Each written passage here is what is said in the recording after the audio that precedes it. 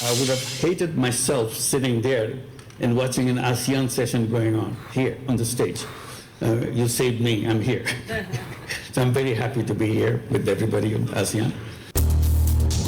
দাভোসে জুলাই বিপ্লবে হার না মানা বাংলাদেশের গল্প শোনালেন ডক্টর ইউনূস। সাইডলাইন বৈঠকে পাচার হওয়া অর্থ ফেরাতে সহায়তা কামনা। জুলাই ফাউন্ডেশনের আচরণ নিয়ে নাগরিক কমিটির উদ্বেগ। পদ ছাড়লেন সার্জিস। গণহত্যার বিচার চলবে ট্রাইব্যুনালেই, রিট খারিজ। ওয়ার ক্রাইমস সংক্রান্ত যে আইন 1973 সালের ক্রাইমস ট্রাইব্যুনাল অ্যাক্ট, এটাকে একটা ব্ল্যাঙ্কেট প্রোটেকশন দেওয়া হয়েছে যে এই আইনের ব্যাপারে কোনো সাংবিধানিক আদালতে কোনো প্রশ্নই তোলা যাবে না। রাতের ভোটের কারিগরদের বিরুদ্ধে অনুসন্ধানের দুদক। নির্বাচন ঘিরে রাজনীতি বাড়ছে ইসলামী দলগুলোর কদর। উপদেষ্টার আশ্বাসে রাজপথ ছাড়ল মালয়েশিয়ার কলিং ভিসাধারীরা।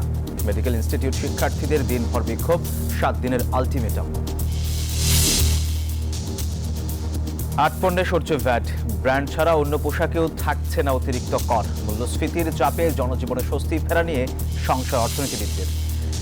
জন্মসূত্রে নাগরিকত্ব বাতিলের ট্রাম্পের সিদ্ধান্তে সমালোচনার ঝড়। আদেশের বিরুদ্ধে 24 অঙ্গরাজ্য ও শহরে মামলা, উদ্বিগ্ন অভিবাসীরা।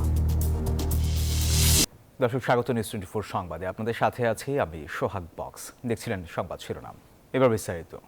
জুলাই বিপ্লবে বাংলাদেশের হার না মানা তরুণদের বিজয় গাথা আসিয়ান নেতাদের কাছে তুলে ধরেছেন প্রধান উপদেষ্টা। বুধবার আসিয়ান নেতাদের সাথে ওয়ার্ল্ড ইকোনমিক ফোরাম সামিটে আয়োজিত বৈঠকে এই কথা বলেন তিনি। প্রধান উপদেষ্টা বলেন, কর্মমুখী সমাজ থেকে উদ্যোক্তামুখী সমাজের দিকে এগিয়ে যেতে তরুণদের বিকল্প নেই। দাভোসে ওয়ার্ল্ড ইকোনমিক ফোরামে বেশ কয়েকটি সাইডলাইন বৈঠক করেছেন প্রধান উপদেষ্টা। ইকোনমিক ফোরামের একটি বৈঠকে আসিয়ান নেতাদের সঙ্গে কথা বলেন ডক্টর ইউনূস। সেখানে মালয়েশিয়া এবং ভিয়েতনামের প্রধানমন্ত্রীরাও উপস্থিত ছিলেন। 22 জানুয়ারি বুধবার আসিয়ানের বৈঠকে সামাজিক উদ্যোক্তা কার্যক্রমের উপর জোর দেন ডক্টর ইউনূস। উন্নয়ন ও ভবিষ্যৎ উন্নয়নে আমাদের সাফল্য নিজেদের তৈরি করতে হবে। বাংলাদেশের মতো বিশ্বের তরুণদের সামনে এগিয়ে নেয়ার কথা বলেন ডক্টর ইউনূস। আমাদের পাশ্চাত্য ব্যাংকিং সিস্টেম ফলো করতে হবে। ব্যাংকিং হতে হবে মানুষের সাথে ব্যাংকের সংযোগ। মাইক্রো ক্রেডিট অর্থাৎ ক্ষুদ্র ঋণ সহায়তা বাড়াতে হবে।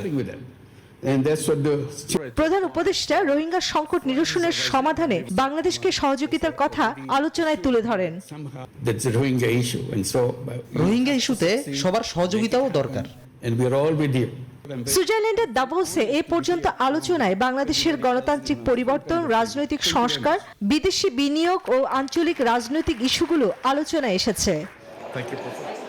সুইজারল্যান্ডের দাভোসে গত 20 জানুয়ারি থেকে শুরু হয়েছে ওয়ার্ল্ড ইকোনমিক ফোরামের এবারের আসর। চলবে 24 জানুয়ারি পর্যন্ত। চন্দ্রা, নিউজ 24। পাচার হওয়া অর্থ ফেরাতে প্রভাবশালী কয়েকটি দেশের সহায়তা চেয়েছেন প্রধান উপদেষ্টা ডক্টর মোহাম্মদ ইউনূস। দাভোসে ওয়ার্ল্ড ইকোনমিক ফোরামের মূল সম্মেলনের বাইরে সাইডলাইন বৈঠকে এই সহায়তা চান তিনি। বাংলাদেশে বিনিয়োগের উপযোগিতা তুলে ধরার পাশাপাশি অর্থ পাচারের প্রসঙ্গটিও তুলেছেন তিনি। আর সফরের দ্বিতীয় দিনে তার প্রেস উইং সদস্যরা এসব কথা জানান। সুইজারল্যান্ড থেকে বিস্তারিত জানাচ্ছেন মারুফা রহমান। জুলাই বিপ্লবে হার না মানা বাংলাদেশের সম্ভাবনার বার্তা পৌঁছে গেল সুইজারল্যান্ডে। দাভোসে ওয়ার্ল্ড ইকোনমিক ফোরামের সম্মেলনে বিশ্ব নেতাদের কাছে তা তুলে ধরেন প্রধান উপদেষ্টা ডক্টর মোহাম্মদ ইউনূস। বুধবার বেলজিয়ামের রাজা ফিলিপ, থাইল্যান্ডের প্রধানমন্ত্রী পেতুংটান শিরাওয়াত্রা, ইউরোপীয় কেন্দ্রীয় ব্যাংকের প্রধান ক্রিস্টিন লাগার্ড, জাতিসংঘের মহাসচিব অ্যান্টোনিও গুতেরেসের সঙ্গে বৈঠক করেন তিনি।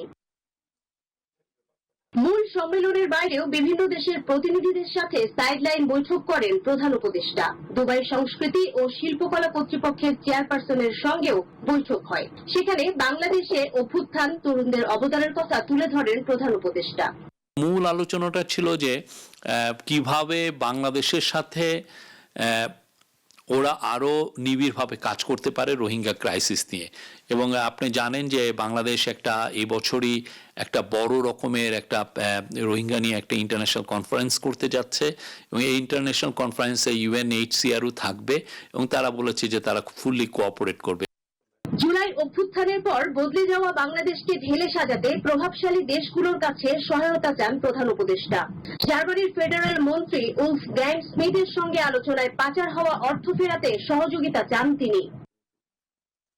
বাংলাদেশে বিনিয়োগ বাড়ানো ও তরুণদের কর্মসংস্থান বাড়ানোর আহ্বানও জানান সবার প্রতি। সাইডলাইন বৈঠকে রোহিঙ্গা প্রত্যাবাসনে থাইল্যান্ডের প্রধানমন্ত্রীর সহযোগিতা চেয়েছেন বাংলাদেশ অন্তর্বর্তীকালীন সরকার। Alfa Rahman, news 24, Davos, Switzerland. শহীদ পরিবারের সাথে আচরণ নিয়ে বিতর্কে জুলাই শহীদ পরিষদ। এর মধ্যে সাধারণ সম্পাদক পদ থেকে সরে যাওয়ার ঘোষণা দিয়েছেন সার্জিস আলম। তবে জাতীয় নাগরিক কমিটির মুখপাত্র সামান্তা শারমিন জানান, সাংগঠনিক কাজে আরও বেশি সময় দিতেই পদত্যাগ করেছেন সার্জিস। জুলাই বিপ্লবে নিহত আহত পরিবারদের সহায়তায় গেল বছরের 10 সেপ্টেম্বর গঠন করা হয় জুলাই স্মৃতি ফাউন্ডেশন, যার সভাপতি হন প্রধান উপদেষ্টা ডক্টর মোহাম্মদ ইউনূস এবং প্রধান নির্বাহী কর্মকর্তা হিসেবে দায়িত্ব পান আন্দোলনে নিহত মুগ্ধের ভাই মীর মাহবুবুর রহমান স্নিগ্ধ। সরকারের দেয়া 100 কোটি টাকা নিয়ে যাত্রা শুরু করে ফাউন্ডেশনটি। দায়িত্ব নেওয়ার 4 মাসের মাথায় হঠাৎ করে বুধবার নিজের ভেরিফাইড ফেসবুক পেজে জুলাই স্মৃতি ফাউন্ডেশনের পদ থেকে পদত্যাগের ঘোষণা দেন সার্জিস আলম, যা নিয়ে ইতিমধ্যেই নানা আলোচনার জন্ম দিয়েছে। সার্জিসের পদত্যাগের দিনই সংগঠনটির কার্যক্রম নিয়ে নানা অভিযোগ এনে প্রধান নির্বাহী কর্মকর্তা মীর স্নিগ্ধর কাছে চিঠি লিখেছে জাতীয় নাগরিক কমিটি। এ বিষয়ে জাতীয় নাগরিক কমিটির মুখপাত্র সামান্তা শারমিন নিউজ 24-কে জানান, যে প্রত্যাশা নিয়ে জুলাই ফাউন্ডেশন গঠিত হয়েছিল তা পূরণে ব্যর্থ হয়েছে ফাউন্ডেশনটি। জুলাই হত্যাকাণ্ডের মধ্য দিয়ে যারা শহীদ হয়েছেন এবং যারা আহত হয়েছেন তাদেরকে টেক কেয়ার করা, জাতিগতভাবে এটা আমাদের একটা আকাঙ্ক্ষার জায়গা।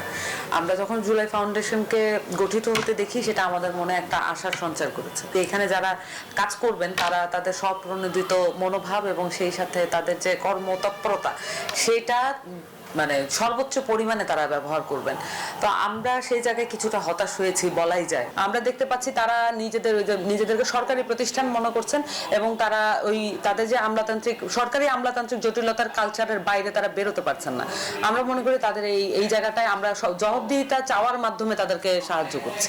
আর সার্জিস আলমের পদত্যাগের বিষয়ে মুখপাত্র জানান, তার পদত্যাগের সাথে চিঠির কোনো সম্পর্ক নেই। এই অ্যাড্রেসের সাথে পদত্যাগের কোনো সম্পর্ক নেই প্রথমত, এবং এখানে সার্জিস আলম উনি বেশ কয়েকটি কাজ একত্রে করছেন। সাংগঠনিক প্রয়োজনীয়তার ভিত্তিতে উনি সিদ্ধান্ত নিয়েছেন যেটা জুলাই স্মৃতি ফাউন্ডেশনের যে সাধারণ সম্পাদক পদ, সেটা উনি আপাতত ত্যাগ করছেন। জাতীয় রাজনীতিতে আরও বেশি সময় দিতেই সার্জিস আলম জুলাই ফাউন্ডেশন থেকে পদত্যাগ করেছেন বলেও দাবি তার।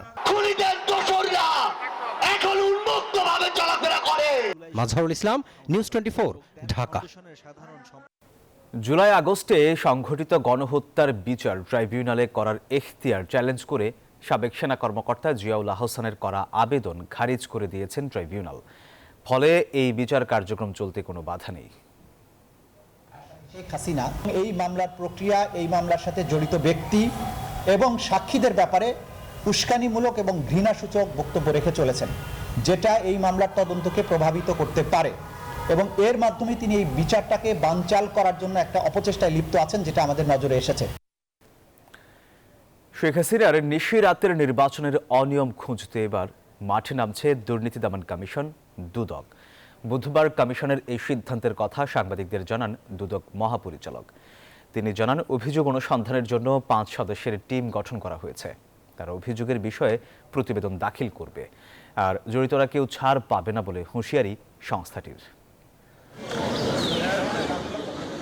2014 এর নির্বাচন থেকে সরে আসে তৎকালীন সর্ববৃহৎ বিরোধী দল বিএনপি ও জামায়াতে ইসলামী। ফলে অর্ধেকের বেশি আসনে নির্বাচনের প্রয়োজন হয়নি। বিনা প্রতিদ্বন্দ্বিতায় নির্বাচিত হয় 154 জন প্রার্থী। 2018 সালের নির্বাচনের মাধ্যমে টানা তৃতীয়বার ক্ষমতায় আসে আওয়ামী লীগ। তবে এই নির্বাচন নিয়েও আছে প্রশ্ন আর বিতর্ক। 14 নির্বাচন বয়কট করলেও এই নির্বাচনে অংশ নেয় সকল রাজনৈতিক দল। বিএনপি আর তাদের জোট প্রার্থীরা অভিযোগ করে, ভোটের আগের রাতেই সিল মারা হয় ব্যালট পেপারে। 2024 সালেও আওয়ামী লীগ একদলীয় নির্বাচনে টানা চতুর্থবার ক্ষমতায় আসে। এবার 2018 এর ভোট চুরি আর জালিয়াতির নির্বাচন নিয়ে বুধবার নির্বাচন সংশ্লিষ্ট সকলের বিরুদ্ধে অভিযোগের কথা জানালেন দুদক মহাপরিচালক। 2018 সনে একাদশ জাতীয় সংসদ নির্বাচনে ক্ষমতার অপব্যবহার, অপরাধমূলক অসদাচরণ, সংসদ সদস্য নির্বাচনের প্রক্রিয়ার সাথে নির্বাচন কমিশনের সংশ্লিষ্ট কর্মকর্তা, পুলিশ, র্যাব, অন্যান্য আইনশৃঙ্খলা বাহিনীর সদস্য সহ সংশ্লিষ্ট সকলের বিরুদ্ধে অনুসন্ধানের সিদ্ধান্ত গৃহীত হয়েছে। দুদক মহাপরিচালক আরও বলেন, অভিযোগ অনুসন্ধানের জন্য 5 সদস্যের টিম গঠন করা হয়েছে। তারা অভিযোগের বিষয়ে প্রতিবেদন দাখিল করবে। আমরা এই সংক্রান্তে এটা অনুসন্ধান দল গঠন করা হয়েছে। অনুসন্ধান দল এখানে অগ্রাধিকার ভিত্তিতে অভিযোগের গুরুত্ব অনুযায়ী কাজগুলো করবেন। এদিকে সাবেক স্থানীয় সরকার ও পল্লী উন্নয়ন মন্ত্রী তাজুল ইসলাম ও তার স্ত্রীর বিরুদ্ধে দুর্নীতির দায়ে মামলা করেছে দুদক। মামলা হয়েছে বগুড়া কর অঞ্চলের অতিরিক্ত কর কমিশনার কাজী আবু মাহমুদ ফয়সাল ও তার পরিবারের কয়েকজন সদস্যের বিরুদ্ধে। শাহরিয়ার শমিক, নিউজ 24, ঢাকা। রাজনীতিতে বাড়তে শুরু করেছে ইসলামী দলগুলোর কদর। মঙ্গলবার বরিশালে ইসলামী আন্দোলনের আমির চরমোনাই পীরের সঙ্গে জামাত আমিরের সাক্ষাতে ঘোষণা আসে নির্বাচনে ঐক্য গড়ার। তার একদিন পরে বিএনপির বৈঠক করেছে সাবেক জোটসঙ্গী খেলাফত মজলিসের সাথে। বলছেন, গণতন্ত্র পুনঃপ্রতিষ্ঠার অবশিষ্ট কাজে ঐকমত্যের ভিত্তিতে পথ চলবে দুই দল। প্রয়োজনে সংস্কার শেষে সুষ্ঠু নির্বাচনের প্রত্যাশা খেলাফত মজলিসের। নির্বাচনের আগে বরাবরই বাংলাদেশে গুরুত্ব বাড়ে ইসলামী দলগুলোর। ভোটের হিসেব নিকেশে ইসলামী দলগুলোকে কাছে টানার চেষ্টা করে বড় দলগুলো। এবারও তার ব্যতিক্রম নয়। মঙ্গলবার বরিশালে ইসলামী আন্দোলন বাংলাদেশের আমির ও চরমোনাই পীর মুফতি সৈয়দ মোহাম্মদ রেজাউল করিমের সঙ্গে জামায়াতে আমিরের সৌজন্য সাক্ষাৎ হয়। এরপর থেকে জোরদার হয় ইসলামী জোট গঠনের আলোচনা। তার একদিন পরেই বিএনপির সঙ্গে খেলাফত মজলিসের বৈঠক। দীর্ঘদিন পর গুলশানে বিএনপির চেয়ারপারসনের কার্যালয়ে দুদলের নেতাদের উপস্থিতিতে এই বৈঠক অনুষ্ঠিত হয়। বিএনপির স্থায়ী কমিটির সদস্য নজরুল ইসলাম খান বলেন, কোনো ইসলামী জোট নিয়ে দুশ্চিন্তা দেখছে না তাদের দল।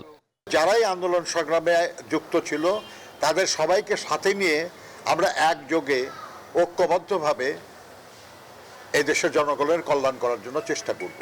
এ সময় খেলাফত মজলিসের মহাসচিব বলেন, জাতীয় ঐক্য সুসংহত করতেই এমন সংলাপ। সংস্কার শেষে দ্রুত নির্বাচন অনুষ্ঠানে বিএনপির সাথে একমত তারাও। সবাই কিনে জাতীয় ঐক্য সাধন করা, জাতীয় ঐক্য হচ্ছে 5 আগস্ট যে ঐক্যটা হয়েছিল এটা অটুট রাখার। কারণ ইতিমধ্যে কিছু ভিন্ন চিত্র আমি দেখতে পাচ্ছি। আমরা তোমার হচ্ছে বিভিন্ন ঐক্য, জাতির স্বার্থে আজকে ঐক্য করার জরুরি বিষয় আমরা মনে করি। এই জন্য আমরা বিএনপির সঙ্গে আলাপ করতে এসেছি এবং আলাপ করে আমরা এবারে একমত হয়েছি। এদিকে দুপুরে জাতীয় প্রেস ক্লাবে এক আলোচনায় বিএনপির স্থায়ী কমিটির আরেক সদস্য আমির খুসরু বলেন, গণতান্ত্রিক প্রক্রিয়ার বাইরে গিয়ে সংস্কারের সুযোগ নেই। প্রয়োজনীয় সংস্কার শেষে সুষ্ঠু ভোটের প্রত্যাশা তার। যতদিন বাংলাদেশে যে জন্য আমরা আন্দোলন করেছি, যে বাংলাদেশের আজকে যে গর্তের মধ্যে পড়েছে, এই স্বৈরাচার দানব সৃষ্টি হয়েছে কেন, এই দৈত্য কেন সৃষ্টি হয়েছে, এই ফ্যাসিস্ট কেন সৃষ্টি হয়েছে? কারণ তারা জনগণের কাছে দায়বদ্ধ ছিল। আওয়ামী লীগের গুম খুনের বিচার, দ্রব্যমূল্য নিয়ন্ত্রণ, আইন শৃঙ্খলার উন্নয়ন সহ স্বৈরাচার যাতে পুনরায় মাথাছাড়া দিতে না পারে সেই বিষয়ে ঐক্যবদ্ধ থাকার আহ্বান জানান নেতারা। বাংলাদেশের জনগণকে ভোট থেকে বঞ্চিত করে। তাহমিদ আমিন, নিউজ 24, ঢাকা। অবশেষে শ্বাসরুদ্ধকর এক পরিস্থিতির অবসান হলো। চরম উদ্বেগ উৎকণ্ঠার মাঝে ফিরল স্বস্তি। জরুরি অবতরণের প্রায় 7 ঘন্টা পর জানা গেল কোনো বোমা ছিল না বিমান বাংলাদেশ এয়ারলাইন্সের BG356 নম্বর ফ্লাইটে। সকালে অচেনা নাম্বার থেকে বিমানে বোমা রয়েছে বলে ফোন আসার পর জরুরি অবতরণ করানো হয় বিমানটিকে। এরপর যাত্রী ক্রুকে নামিয়ে তল্লাশি চালানো হয়। আর স্বরাষ্ট্র উপদেষ্টার দাবি, বোমার খবর মিথ্যা। বুধবার সকাল বিমানবন্দরে হঠাৎই ফোন আসে, বোমা রয়েছে ইতালির রোম থেকে আসা বিমান বাংলাদেশ এয়ারলাইন্সের BG356 নম্বর ফ্লাইটে। চারদিকে আতঙ্ক ছড়িয়ে পড়ে, উদ্বেগ উৎকণ্ঠায় যাত্রীর স্বজন সহকর্মীরা। তাৎক্ষণিক ব্যবস্থা নেয় বিমানবন্দর কর্তৃপক্ষ। জোরদার করা হয় সামগ্রিক নিরাপত্তা। সকাল 9টা 20 মিনিট হযরত শাহজালাল আন্তর্জাতিক বিমানবন্দরে জরুরি অবতরণ করে বিমানটি। এরপরই ফ্লাইটের 250 জন যাত্রী ও 13 জন ক্রুকে নিরাপদে নামিয়ে আনা হয়, করা হয় তল্লাশি। ফোন দিয়ে বললো যে ওরা সেফ আছে, ওদেরকে এক জায়গায় রাখা হয়েছে। যখন নামাইছে তখন আমাদেরকে বলছে আপনারা কেউ লাকিস নেবেন না, লাকিস না নিয়ে বাইরে যান। যখনই আমরা এয়ারপোর্টে বিমানটা ল্যান্ড করে তখন দেখলাম যে মোটামুটি 500-600 হাজার হবে আনসার, বিডিআর, আর্মি। তো ওইখান থেকে আমাদের ইমিগ্রেশন না পার করে এক রুমে রাখা হয়েছে। খবর পেয়ে র্যাব পুলিশের পাশাপাশি আসে সেনাবাহিনীর সদস্যরাও। বোমা ডিসপোজাল ইউনিট নিয়ে তল্লাশি চালানো হয় পুরো বিমানে। চরম শঙ্কার মাঝে আসার কথা জানান বেবিচক চেয়ারম্যান। আমরা A to Z thoroughly check করে এক্সরে করে স্ক্যানিং করে দেখেছি। এর ভিতরে বললাম যে 2টাকে আমরা সন্দেহজনক পেয়েছিলাম স্ক্যানিংয়ে, ওটা আবার থরো চেক করে বের করে সবকিছু দেখা হয়েছে, ইট ইজ ওকে, আলহামদুলিল্লাহ তেমন কোনো কিছু ছিল না। পাকিস্তানি হোয়াটসঅ্যাপ নাম্বার থেকে এ তথ্য দেয়া হয়েছে জানিয়ে অবস্থান, ব্যক্তি ও উদ্দেশ্য জানতে আইন শৃঙ্খলা বাহিনী কাজ করছে বলেও জানান তিনি। আমাদের যত গোয়েন্দা সংস্থা আছে সবার কাছে কিন্তু ইনফরমেশন চলেছে, তারা কিন্তু তাদের নিজস্ব চ্যানেলে কিন্তু সমস্ত ইনভেস্টিগেশনগুলো অন করেছে এবং এই ইনভেস্টিগেশনগুলো চলমান থাকবে। তবে স্বরাষ্ট্র উপদেষ্টা বলেছেন, বিমানে বোমা থাকার তথ্য ভিত্তিহীন, জড়িতদের বিরুদ্ধে নেওয়া হবে আইনি ব্যবস্থা। এটা তো দেখেন একটা মিথ্যা সংবাদ, কোনো কিছুই তো হয় নাই, ওটা একটা মিথ্যা সংবাদের ভিত্তিতে শনাক্ত করার চেষ্টা করা হচ্ছে এবং শনাক্ত করলে তাদের আইনের আওতায় আনা হবে। এই ঘটনায় কোনো ফ্লাইট শিডিউলে রদবদল হয়নি। বলা যায় দুপুরের পর থেকেই স্বাভাবিক ছিল বিমানবন্দরের সব কার্যক্রম। মাসুদ সুমন, নিউজ 24, ঢাকা। সমালোচনার মুখে অবশেষে বেশ কিছু পণ্য ও সেবায় ভ্যাট বৃদ্ধির সিদ্ধান্ত থেকে সরে আসলো এনবিআর। তবে এখনও বাড়তি ভ্যাট বহাল আছে বেশিরভাগ পণ্যে। নতুন শুল্ক জারি করার 9 দিন পর প্রজ্ঞাপন জারি করে এই সিদ্ধান্ত জানালো সংস্থাটি। আর অর্থনীতিবিদরা বলছেন, ভ্যাট বাড়ানোর পর কমানোর সিদ্ধান্তে খুব একটা স্বস্তি মিলবে না জনজীবনে। নতুন বছরের শুরুতে এবং 2024-25 অর্থ বছরের মাঝপথে হঠাৎ শতাধিক পণ্য ও সেবায় বাড়তি সম্পূরক শুল্ক, ভ্যাট ও উৎসে ভ্যাট আরোপ করে এনবিআর। খাত সংশ্লিষ্ট উদ্যোক্তা, ভোক্তা এবং অর্থনীতি বিশ্লেষক পর্যায় থেকে শুরু হয় চরম সমালোচনা। 9 জানুয়ারি কর আদায়ের নতুন সিদ্ধান্ত জানানোর পর গেল 9 দিনে একের পর এক নিজেদের অবস্থান থেকে সরে আসতে শুরু করে এনবিআর। সে ধারাবাহিকতায় এবার জীবন রক্ষাকারী পণ্য ঔষধে পূর্বের ভ্যাট বহাল রাখছে সংস্থাটি। নিত্য প্রয়োজনীয় মোবাইল যোগাযোগে বর্ধিত সম্পূরক শুল্ক এবং ব্রডব্যান্ড ইন্টারনেটে আরোপিত সম্পূরক শুল্ক সম্পূর্ণ প্রত্যাহার করা হয়েছে। এছাড়া 3 স্টার, 4 স্টার এবং 5 স্টার হোটেল ব্যতীত অন্য সকল রেস্তোরাঁয় অতিরিক্ত আরোপিত ভ্যাট সম্পূর্ণরূপে প্রত্যাহার করা হয়েছে। একই সিদ্ধান্ত মোটর গাড়ির গ্যারেজ ও ওয়ার্কশপের ব্যাপারেও। Non AC hotel, Mishtanna Bhandar ও নিজস্ব ব্র্যান্ডের তৈরি পোশাক বিপণনের ক্ষেত্রে সেবার ভ্যাটের হার 15% হতে হ্রাস করে 10% নির্ধারণ করা হয়েছে। রেস্টুরেন্ট সেবার ক্ষেত্রে যে 5% ভিএটি প্রযোজ্য ছিল সেটিকে বাড়িয়ে 15% ভিএটি আরোপ করা হয়। পরবর্তী সময়ে সরকার কর্তৃক এই সিদ্ধান্ত কিছুটা পরিবর্তন করে পুনরায় 5%-এ ফিরিয়ে নেওয়ার জন্য সিদ্ধান্ত দিয়েছে। উদ্যোক্তা ও গ্রাহকরা মনে করেন, সার্বিক কর নীতিতে বিভিন্ন ধাপ বাদ দিয়ে একটি সুস্পষ্ট পরিকল্পনা বদলে দিতে পারে সরকারের রাজস্ব আদায়ের চিত্র। এই সেবা মূল্যকে যদি আমরা ব্রেকডাউন করি তাহলে এর মধ্যে দেখব যে অর্ধেকের বেশি মূল্যই কিন্তু আমরা সরকারকে বিভিন্ন প্রকারের কর, ভ্যাট বা অন্যান্য সাবসিডি হিসাবে বা স্পেশাল ডিউটিজ হিসাবে আমরা কিন্তু পে অফ করছি। মাঝখানে যে লেয়ার অনুযায়ী যে ভ্যাট গুলি আছে এই সমস্ত গুলি কমাতে হবে। আমরা একবারই ভ্যাট দিব, সেটা হচ্ছে কখন আমরা যখন সেবা গ্রহণ করব গ্রাহকরা, তার জন্য আমরা ভ্যাট দিতে পারি। এদিকে এনবিআর এর এই নতুন প্রজ্ঞাপন বাজারে খুব বেশি প্রভাব ফেলবে না বলে মন্তব্য অর্থনীতিবিদদের। যে সমস্ত জায়গাতে ভ্যাট কমানো হয়েছে তো সেগুলো কিন্তু দেখা যাচ্ছে 15% থেকে 10% করা হয়েছে, মানে যেগুলো 7.5% ছিল সেগুলোতে 2.5% কিন্তু ইতিমধ্যে বেড়ে গেছে। তো এটার একটা নেতিবাচক প্রভাব আমি মনে করি যে বাজারে ইতিমধ্যে পড়েছে এবং সামনের দিনগুলোতে পড়বে। আগস্ট পরবর্তী বেশ কিছু নিত্য প্রয়োজনীয় পণ্যের ওপর নানাবিধ কর ও শুল্ক প্রত্যাহার করেছিল অন্তর্বর্তী সরকার। মুরসালিন হক জুনায়েদ, নিউজ 24, ঢাকা। বাজারে খাদ্যপণ্যের দাম নিয়ন্ত্রণে সরকার 10 লাখ টন চাল ও গম আমদানি করছে বলে জানিয়েছেন খাদ্য উপদেষ্টা আলী ইমাম মজুমদার। বুধবার খাদ্য পরিকল্পনা ও পরিধারণ কমিটির সভা শেষে এই তথ্য জানান তিনি। সেটা রিফ্লেকশন হয়তো কতটা পড়েছে না পড়েছে সেটা দিন, কিন্তু গুদামজাত যেটা আছে করছে সেগুলো আমরা দেখি যে স্টক ভালো। আর আমাদের স্ট্র্যাটেজিটা হলো যে কন্টিনিউয়াসলি সরবরাহটা নিশ্চিত করা। আমরা এখন যেটা ইয়ে করেছি, এখন পর্যন্ত আমরা চাল এবং গম মিলিয়ে প্রায় 10 লাখ টনের মতো আমদানি পাইপলাইন নির্ভর করবে বড়র উপরে।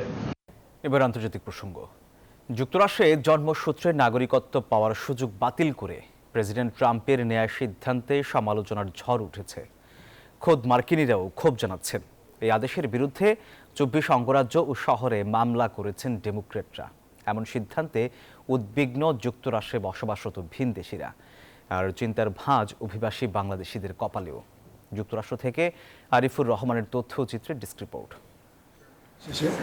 যুক্তরাষ্ট্রের প্রেসিডেন্ট হিসেবে ডোনাল্ড ট্রাম্পের প্রত্যাবর্তনে লাভ ক্ষতির হিসেব চলছে বিশ্বজুড়ে। তবে এই রিপাবলিকানের ফের হোয়াইট হাউসে প্রবেশে সবচেয়ে বেশি মাশুল গুনতে শুরু করেছেন অবৈধ অভিবাসীরা। দায়িত্ব নিয়েই জন্মসূত্রে যুক্তরাষ্ট্রের নাগরিকত্ব বাতিল থেকে শুরু করে সীমান্তে জরুরি অবস্থা জারি সহ বেশ কিছু পদক্ষেপ নিয়েছেন ট্রাম্প। অবৈধ অভিবাসীদের গ্রেপ্তারে যুক্তরাষ্ট্রের গির্জা ও স্কুলগুলোতে পুলিশি অভিযানেও সম্মতি দিয়েছেন। জন্মসূত্রে নাগরিকত্ব বাতিলের সিদ্ধান্ত নিয়ে সমালোচনা শুরু হয়েছে ব্যাপকভাবে। ডোনাল্ড ট্রাম্পের দেয়া নির্বাহী আদেশের বিরুদ্ধে চ্যালেঞ্জ জানিয়ে মামলা হয়েছে ডেমোক্র্যাট নিয়ন্ত্রিত 22টি অঙ্গরাজ্য ও 2টি শহরে। এই আইনি লড়াইয়ে শরিক হয়েছে বিভিন্ন নাগরিক অধিকার সংগঠনও। আমি মনে করি আমাদের দেশ অভিবাসীদের উপর নির্মিত এবং আমাদের জন্মগত নাগরিকত্বের কারণ হলো মানুষকে এখানে আসতে উৎসাহিত করা। যদি আমরা আমাদের দেশকে উন্নত করতে চাই তাহলে এটি সর্বোত্তম উপায়। ট্রাম্প প্রশাসনের এই সিদ্ধান্তে হতাশা প্রকাশ করেছে যুক্তরাষ্ট্রে বসবাসরত ভিনদেশিরা। চিন্তার ভাঁজ অভিবাসী বাংলাদেশিদের কপালেও। তবে এই আইনে আগে যারা নাগরিকত্ব পেয়েছেন তাদের উপর কোনো প্রভাব পড়বে না বলে জানিয়েছেন বিশেষজ্ঞরা। This executive order does not affect anybody that happened before yesterday. After anybody who is born in the United States, if their parents are not green card holder or citizen, their children will not be considered automatic US citizen by birth. নতুন শর্ত অনুযায়ী সন্তানের পিতামাতার মধ্যে অন্তত একজনকে যুক্তরাষ্ট্রের নাগরিক হতে হবে অথবা থাকতে হবে গ্রিন কার্ড। তবেই তাদের সন্তানদের ভবিষ্যতে যুক্তরাষ্ট্রের নাগরিক হওয়ার সুযোগ মিলবে। Desk report, news 24। দর্শক, আর এই ছিল নিউজ 24 সংবাদ। আরও সংবাদ ও বিশ্লেষণ জানতে ভিজিট করুন news24bd.tv। ধন্যবাদ সবাইকে।